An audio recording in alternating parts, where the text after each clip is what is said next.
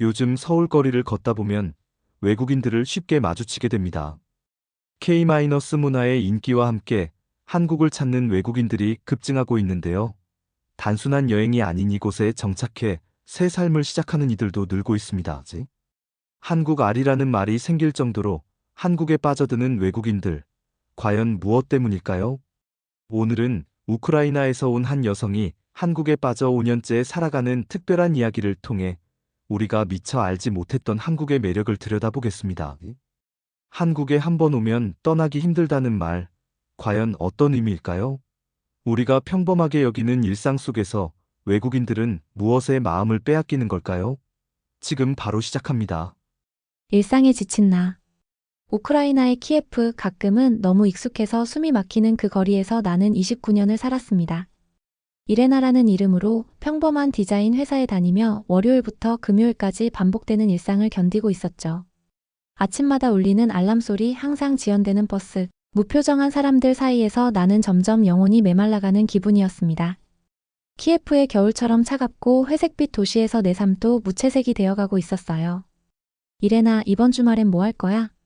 동료가 물을 때마다 대답은 항상 똑같았습니다. 그냥 집에서 쉴 거야. 하지만 진실은 달랐죠. 나는 탈출구가 필요했어요. 밤마다 유튜브를 보며 다른 세상을 꿈꿨습니다. 그러다 우연히 한국 여행 영상을 발견했어요. 화면 속 서울은 생동감이 넘쳤습니다. 밤 11시에도 불이 환하게 켜진 거리, 치킨과 맥주를 나누는 사람들의 웃음소리, 엄청난 속도로 발전하는 도시의 에너지가 화면을 통해 전해졌죠. 저기라면 어떨까? 그 생각은 머릿속에서 떠나지 않았습니다.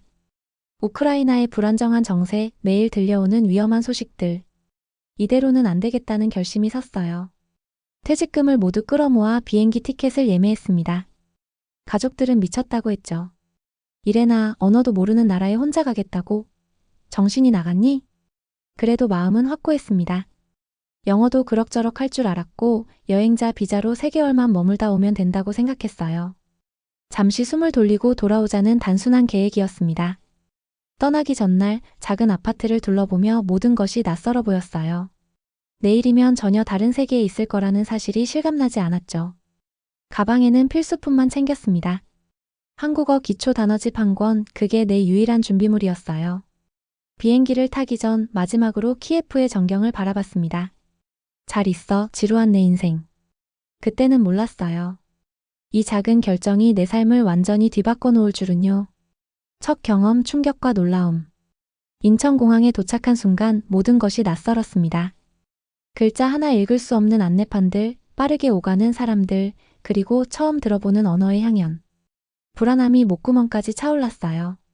내가 대체 뭘 한 거지? 자책하는 순간 한 공항 직원이 다가왔습니다. 어서 오세요. 도움이 필요하신가요? 영어로 물어봐주는 그 목소리에 안도감이 밀려왔죠. 그의 미소는 진심이었습니다. 친절하게 교통카드 구매 방법부터 호텔까지 가는 길까지 모두 설명해 주었어요. 이런 경험은 키예프에서는 상상할 수 없었죠. 지하철에 탑승했을 때 두 번째 충격이 왔습니다. 깨끗한 객실, 초 단위로 정확한 도착 시간, 그리고 무엇보다 침묵. 우크라이나에서는 모두가 큰 소리로 통화하고 음악을 틀고 시끄럽게 대화했지만 여기는 달랐어요. 모두가 각자의 공간을 존중하며 조용히 있었습니다. 여행의 피로로 졸다가 핸드폰을 좌석에 두고 내리려던 찰나, 한 중년 남성이 잊으셨어요. 라며 뛰어와 건네주었어요. 감사 인사를 하자 당연한 일인데요 라는 대답이 돌아왔습니다. 호텔에 도착해 창문을 열었을 때 서울의 야경이 눈앞에 펼쳐졌어요. 빛나는 도시, 한강을 따라 이어지는 불빛들. 마치 영화 속 장면 같았죠. 첫날부터 이상했습니다. 이 도시는 낯선데 왜 이렇게 안전하게 느껴질까요? 편의점에서 밤늦게 라면을 사 먹으며 창밖을 바라봤어요. 홀로 길을 걷는 여성들, 늦은 시간에도 공부하는 학생들, 그리고 24시간 불이 꺼지지 않는 도시의 활기. 다음날 용기를 내어 동네를 탐험했습니다. 길을 잃었을 때 영어를 전혀 못하는 할아버지가 그림을 그려가며 길을 알려주셨어요. 카페에서는 바리스타가 처음 오셨어요? 라며 웃으며 추천 메뉴를 알려주었고, 식당에서는 음식 먹는 법까지 친절하게 설명해 주었습니다. 이건 단순한 관광지의 친절함이 아니었어요. 뭔가 더 깊은 문화에 뿌리 박힌 배려심이었죠. 일주일이 지났을 때 나는 이미 한국어로 감사합니다와 안녕하세요를 말할 수 있게 되었어요. 그리고 알게 되었습니다. 이곳은 단순한 여행지가 아니라는 것을요. 작지만 큰 감동들. 한 달이 지나자 관광객의 눈이 아닌 조금 더 깊은 시선으로 서울을 바라보게 되었어요. 작은 원룸을 월세로 구해 홍대 근처에 자리를 잡았죠. 프리랜서 디자이너로 간간히 일을 하며 생활비를 충당했습니다. 그러던 어느 휴일 혼자 한강공원에 앉아 있었어요. 책을 읽으며 시간을 보내고 있는데 한 할머니가 다가오셨죠. 외국에서 왔니? 서툰 영어로 물으시더니 귤 한 봉지를 내밀었습니다. 혼자 외로워 보여서. 그 순간 가슴이 뭉클했어요. 낯선 이국 땅에서 할머니의 작은 배려는 큰 위로가 되었죠.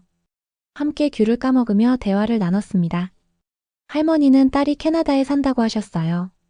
거기서도 누군가 내 딸에게 이렇게 해주길 바라는 마음으로. 그 말씀에 눈물이 날 뻔했습니다. 날이 갈수록 이런 작은 감동들이 쌓여갔어요.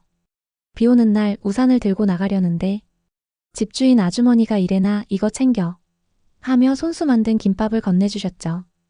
길에서 넘어졌을 때는 지나가던 학생들이 달려와 도와주었고 병원에 갔을 때는 의사가 영어로 천천히 설명해 주었어요.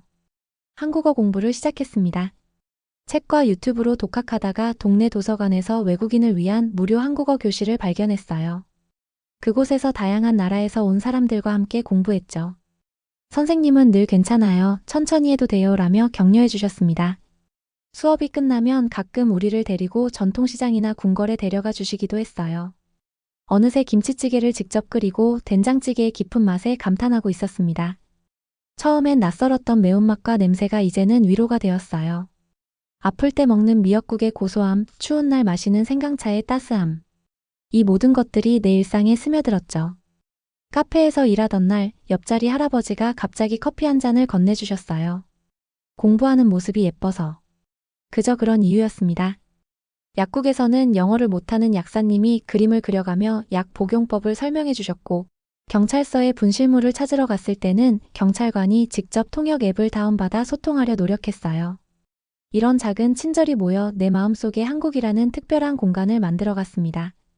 그리고 점점 더 이 나라에 빠져들고 있었어요. 한국의 정이라는 마법. 한국에 6개월째 접어들 무렵 나는 이상한 단어 하나를 배웠습니다. 정이라는 단어였어요. 한국어 선생님이 설명해 주셨죠. 정은 오래 만나고 함께하면서 생기는 끈끈한 감정이에요. 말로 설명하기 어려운. 처음에는 이해하기 힘들었습니다. 우리 언어에는 정확히 대응되는 단어가 없었거든요. 하지만 곧 몸소 체험하게 되었어요. 감기에 걸려 며칠 수업에 나가지 못했을 때였습니다. 집 초인종이 울렸어요.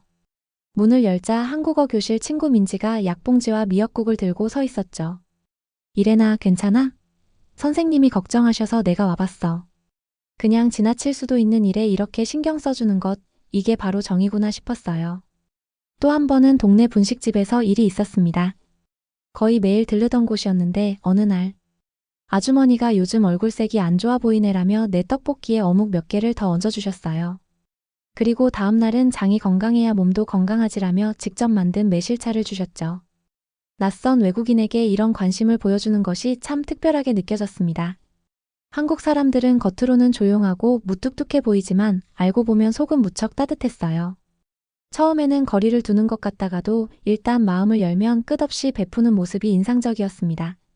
내가 살던 원룸 건물 옆 카페 주인은 내가 늦게 들어오는 날이면 위험하니까 조심해라며 항상 가게 앞까지 나와 배웅해 주셨어요. 가장 감동적이었던 건 추석 연휴 때였습니다. 모두가 가족과 함께하는 명절, 혼자 있던 나에게 윗집 김씨 가족이 찾아왔어요. 우리랑 같이 명절 보내자며 집으로 초대해 주셨죠. 처음 보는 음식들, 세배하는 법, 윷놀이까지. 모든 것이 신기했습니다. 그날 밤 김씨 할머니께서 내 손을 잡으며 말씀하셨어요. 딸처럼 생각하니까 편하게 지내. 그 순간 이방인이라는 느낌이 사라졌어요. 점점 더 많은 한국 친구들이 생겼습니다. 그들은 나를 데리고 노래방에 가고 등산을 하고 제주도 여행도 함께 했어요. 처음엔 외국인 친구라는 호기심으로 다가왔을지 모르지만 시간이 지나면서 진짜 우정이 쌓였죠. 무언가를 기대하지 않고도 베풀 줄 아는 그들의 모습에서 정을 배웠습니다. 이제 나는 알게 되었어요. 한국에는 눈에 보이지 않는 마법 같은 끈끈함이 있다는 것을요. 그리고 그 마법에 서서히 물들고 있었습니다. 낯선 타지 내 집이 되다. 한국 생활 1년이 지났을 때 나는 중요한 결정을 내려야 했습니다. 관광 비자는 이미 여러 번 연장했고 이제 더 이상은 불가능했어요. 돌아가거나 아니면 다른 방법을 찾아야 했죠. 한국에 온 많은 외국인들처럼 영어 강사가 될까도 고민했지만 내 전공인 디자인으로 일하고 싶었습니다. 그렇게 취업 비자를 위한 준비를 시작했어요. 포트폴리오를 업데이트하고 이력서를 한국식으로 다시 작성했습니다. 민지와 다른 친구들의 도움으로 면접 준비도 했어요. 그리고 드디어 서울의 작은 디자인 회사에 취업하게 되었습니다. 몇 달간 월급을 모아 마포구에 원룸을 구했어요. 작지만 내 것이었죠. 창문을 열면 서울의 야경이 보이는 그곳은 꿈처럼 느껴졌습니다. 이제 여기가 내 집이구나. 침대에 누워 천장을 바라보며 생각했어요. 우크라이나의 가족들에게 전화했습니다. 나 한국에 정착하기로 했어. 걱정 섞인 목소리가 들려왔지만 그들도 내 행복한 목소리를 듣고 안심한 듯 했어요. 회사 생활은 쉽지 않았습니다.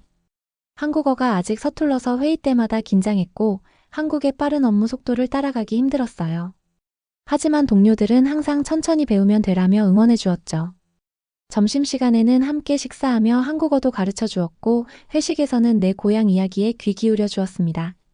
어느덧 동네에서 내 이름을 아는 사람들이 생겼어요. 아침마다 들르는 카페 주인은 내가 오면 미소 지으며 아메리카노 한 잔이죠? 라고 물었고 집 근처 꽃집 아저씨는 항상 꽃 한 송이를 더 얹어주셨습니다. 시장 할머니는 내가 가면 예쁜 과일을 골라주시며 우리 외국인 손녀라고 부르셨죠. 그러던 어느 날 특별한 선물을 받았습니다.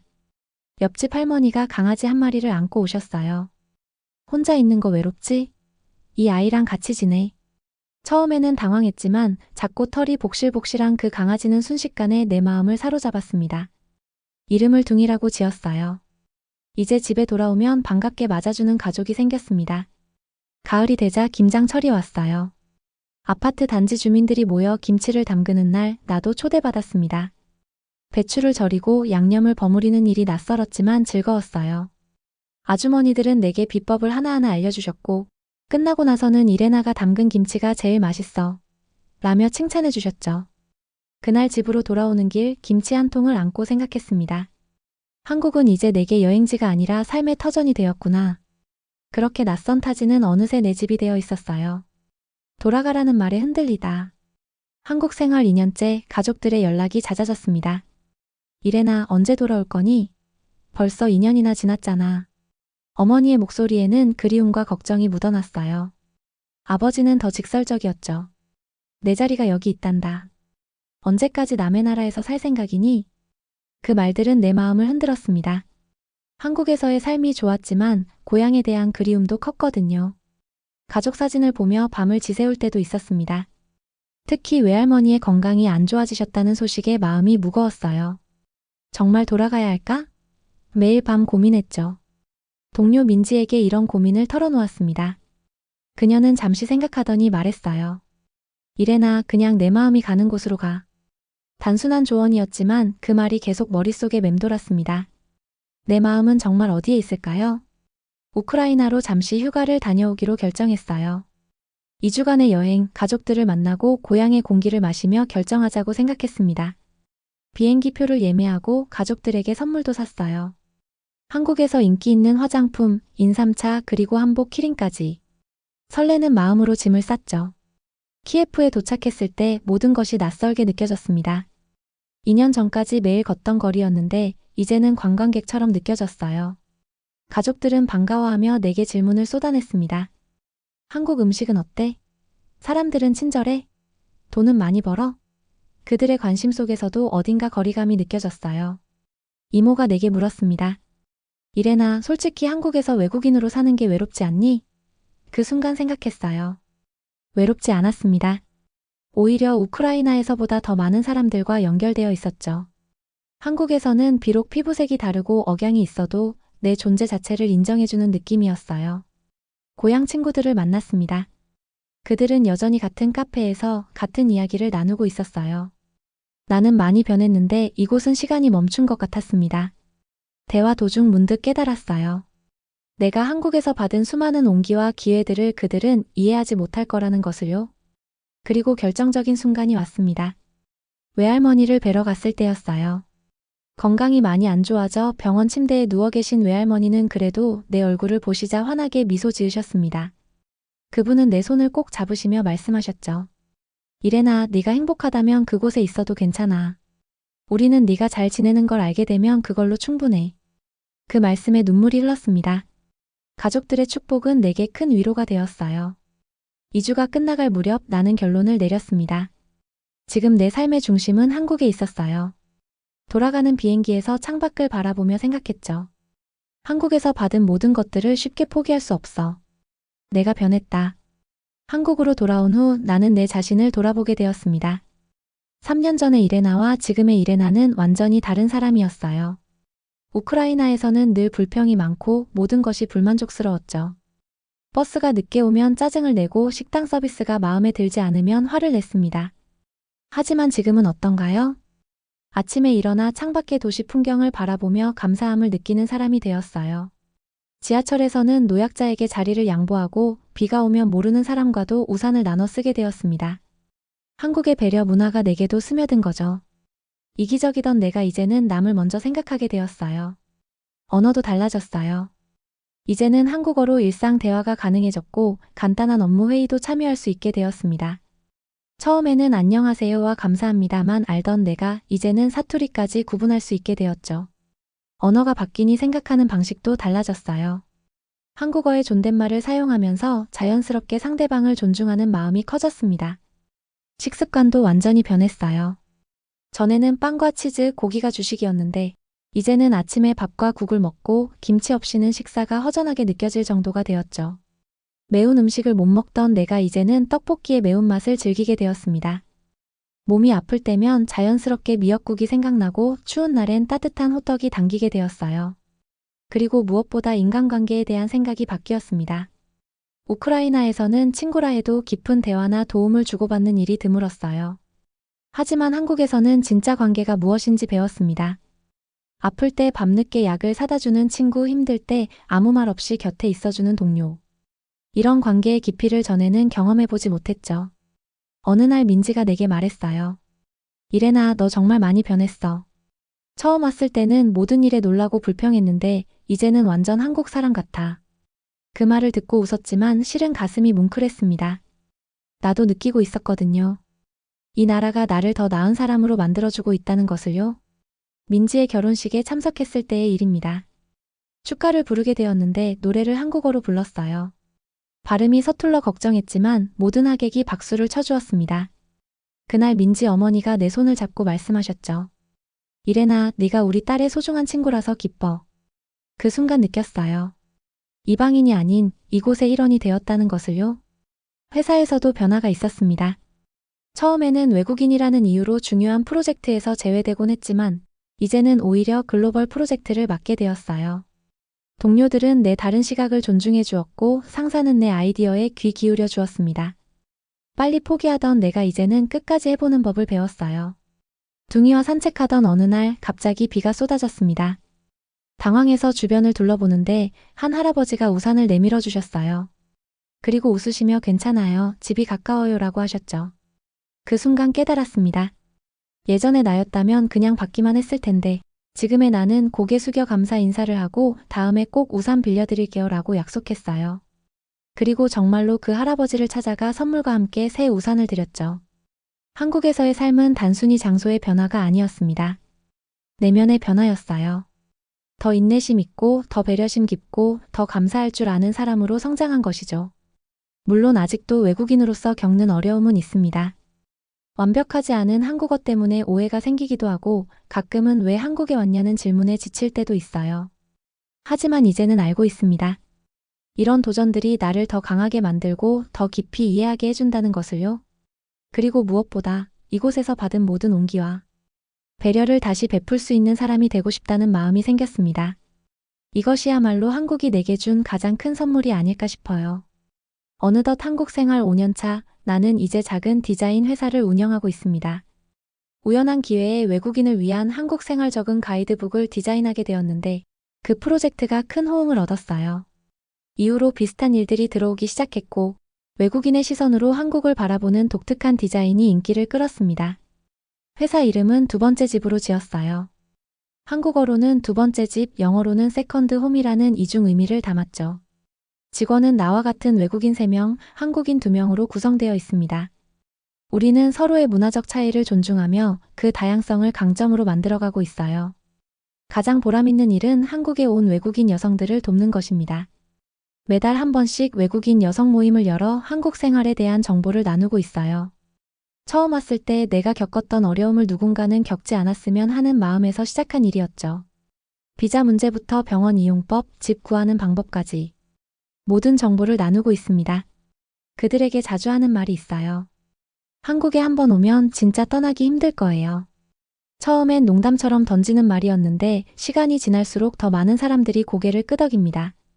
그들도 느끼고 있나 봐요. 이 나라의 독특한 매력을요. 물론 여전히 도전은 있습니다. 완벽하지 않은 한국어로 사업을 운영하는 것은 쉽지 않아요. 가끔은 외국인이라는 이유로 기회를 놓치기도 하고 문화적 차이에서 오는 오해가 생기기도 합니다. 하지만 그럴 때마다 주변 사람들이 도와주죠. 처음 만난 세무사는 지금 내 사업의 든든한 조언자가 되어 있고, 은행 직원은 복잡한 서류를 하나하나 설명해 주었어요. 나의 변화를 가장 실감한 건 3년 만에 우크라이나에 다시 방문했을 때였습니다. 가족들은 내 모습에 놀랐어요. 이레나, 넌 완전히 달라졌어. 예전에는 끊임없이 불평하던 내가 이제는 어떤 상황에서도 긍정적인 면을 찾아내는 사람이 되었거든요. 한국에 어떻게든 되겠지 괜찮아요라는 정신이 내게도 스며든 것 같았습니다. 이제 우크라이나 가족들도 한국을 방문하기 시작했어요. 어머니가 처음 왔을 때 그녀도 이 나라의 매력에 빠져들었죠. 이제 네가 왜 여기 있는지 알겠다라고 말씀하셨어요. 특히 안전함과 편리함 그리고 사람들의 친절함에 감탄하셨습니다. 최근에는 장기 체류 비자 갱신과 영주권 취득을 고민하고 있어요. 여전히 우크라이나인으로서의 정체성도 소중하지만 이제 내 삶의 중심은 이곳에 있으니까요. 두 문화 사이에서 균형을 찾는 것이 때로는 어렵지만 그것 또한 내 삶의 풍요로움이라고 생각합니다. 가끔 사람들이 묻습니다. 한국에서 가장 좋은 게 뭐예요? 그럴 때마다 대답이 달라져요. 어떤 날엔 안전함이라고 말하고 어떤 날엔 음식이라고 답하죠. 하지만 가장 많이 하는 대답은 사람입니다. 겉으로는 바쁘게 살아가는 것 같지만 마음 깊은 곳에서 서로를 배려하는 한국 사람들의 모습이 가장 큰 매력 아닐까 싶어요. 내 이야기는 여전히 진행 중입니다. 앞으로 어떤 일들이 기다리고 있을지 모르지만 한 가지 확실한 건 이곳이 내게 단순한 타지가 아닌 두 번째 집이 되었다는 거예요. 그리고 이 집에서의 삶은 생각보다 훨씬 더 따뜻하고 의미 있습니다. 한국에 한번 왔다가 영원히 떠나지 못하게 된 이유, 그것은 아마도 이 나라가 주는 따뜻한 품 때문이 아닐까요? 지금까지 우크라이나에서 온 이레나의 한국 사랑 이야기를 들어보셨습니다. 익숙한 일상을 떠나 낯선 나라에서 시작된 그녀의 여정은 어느새 5년이라는 시간을 넘어 새로운 삶으로 자리 잡았습니다. 이레나의 이야기는 우리에게 특별한 의미를 던져줍니다. 우리가 당연하게 여기는 한국의 일상 깨끗한 거리, 안전한 환경, 그리고 무엇보다 사람들 사이의 정이 외국인의 눈에는 얼마나 특별하게 비치는지 말이죠. 요즘 전 세계에서 K- 콘텐츠의 인기와 함께 한국을 찾는 외국인들이 급증하고 있습니다. 단순한 호기심으로 방문했다가 이레나처럼 평생의 인연을 맺는 사례도 늘고 있죠. 그들이 사랑에 빠진 한국은 화려한 관광지나 세련된 쇼핑몰이 아닌 우리의 평범한 일상과 마음속에 품은 따뜻함이었습니다. 한국에 한번 오면 떠나기 힘들다는 말, 이제는 그 의미를 조금 더 이해하게 되셨나요? 오늘도 대한민국 곳곳에서 이레나와 같은 수많은 외국인들이 제2의 고향을 찾아가고 있습니다. 그들의 시선으로 바라본 우리의 모습을 통해 우리가 미처 알지 못했던 한국의 아름다움을 다시 한번 발견하는 시간이 되셨기를 바랍니다. 다음 이야기로 찾아뵙겠습니다. 시청해주셔서 감사합니다. 구독과 좋아요는 채널에 큰 힘이 됩니다.